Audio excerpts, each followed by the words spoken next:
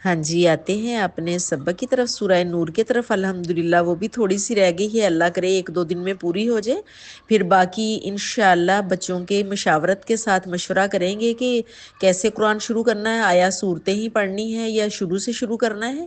تو امید ہے میرے بچے اس کو سن کے پورا عمل کرنے کی کوشش کرتے ہوں گے۔ پچھلے تقریباً 3-4 احکامات گزر چکے ہیں، آج پھر ایک نیا حکم ہے جو اس صورت میں آپ آج سنیں گے۔ بسم اللہ الرحمن الرحیم، رب اشرح لی صدری ویسر لی امری واحلل عقدۃ من لسانی یفقہوا قولی رب زدنی علما رب زدنی علما رب زدنی علما رب یسر ولا تعسر وتمم بالخیر وبک نستعین۔ ہاں جی، وَأَقِیمُوا الصَّلَاةَ وَآتُوا الزَّکَاةَ وَأَطِیعُوا الرَّسُولَ لَعَلَّکُمْ تُرْحَمُونَ۔ وَأَقِیمُوا الصَّلَاةَ، اور نماز قائم کرو، وَآتُوا الزَّکَاةَ، اور زکوٰۃ ادا کرو، وَأَطِیعُوا الرَّسُولَ، اور اللہ کے رسول کی اطاعت کرو، فرما برداری کرو، تاکہ تمہارے ساتھ ترحمون، رحمت کا معاملہ کیا جائے۔ دیکھ لو بیٹے کتنا ضروری ہے نماز پڑھنا اور زکوٰۃ ادا کرنا، جس کو اللہ قرآن میں کھول کے بتا رہے ہیں، اور قرآن کی باتیں ہمارے اوپر فرض کا درجہ رکھتی ہیں۔ لا تحسبن الذین کفروا معجزین فی الارض ومأواہم النار ولبئس المصیر۔ لا تحسبن الذین کفروا، ہرگز نہ سمجھنا کہ جن لوگوں نے کفر کا راستہ اپنا لیا کہ وہ زمین میں بھاگ کر کہیں ہمیں بے بس کر دیں گے۔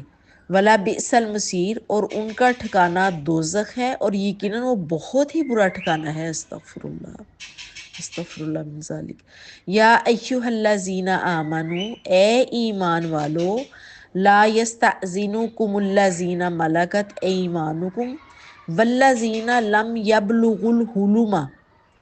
اے ایمان والو، جو غلام اور لونڈیاں یعنی کہ جو نوکر اور نوکرانیاں تمہاری ملکیت ہیں، اور تم میں سے جو بچے ابھی بلوغ تک نہیں پہنچے یعنی کہ بالغ نہیں ہوئے، جوان نہیں ہوئے، ان کو چاہیے منکم ثلاث مرات، کہ 3 اوقات میں تمہارے پاس آنے کی اجازت لے لیا کریں۔ تمہارے پاس میں نے سمجھانے کے لیے بیٹے کہا ہے، ویسے 3 اوقات میں تم سے اجازت لیا کریں۔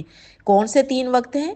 من قبل صلاۃ الفجر، نماز فجر سے پہلے، وحین تضعون ثیابکم من ظہیرتی، اور جب دوپہر کے وقت اپنے کپڑے اتار کر رکھا کرتے ہو۔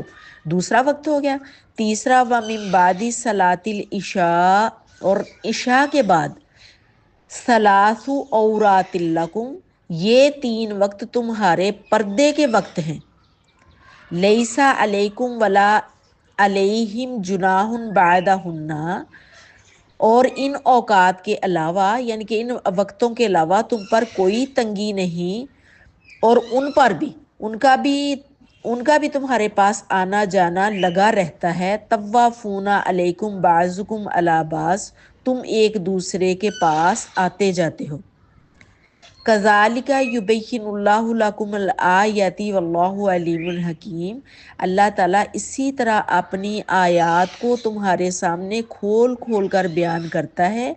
واللہ علیم حکیم، اور اللہ تعالیٰ علم کا بھی مالک ہے اور حکمت کا بھی مالک ہے۔ دیکھ لو بیٹے کتنی چھوٹی سی بات بتائی ہے کہ یہ 3 اوقات میں اجازت لیے بغیر کسی کے گھر نہیں جانا چاہیے، ایک فجر سے پہلے، ایک عین دوپہر کے وقت، اور ایک عشاء کے بعد۔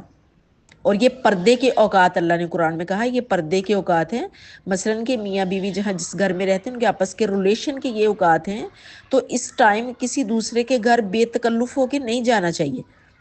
وَإِذَا بَلَغَ الْأَطْفَالُ مِنْكُمُ الْحُلُمَ فَلْيَسْتَأْذِنُوا كَمَا اسْتَأْذَنَ الَّذِينَ مِنْ قَبْلِهِمْ وَإِذَا بَلَغَ الْأَطْفَالُ، جب تمہارے بچے بلوغ کو پہنچے، بلغا پہنچے اطفال بچے، جب تمہارے بچے بلوغ کو پہنچے یعنی کہ جوانی کو پہنچنے لگیں، تو وہ بھی اسی طرح اجازت لیا کریں جیسے ان سے پہلے بالغ ہونے والے اجازت لیتے رہے ہیں۔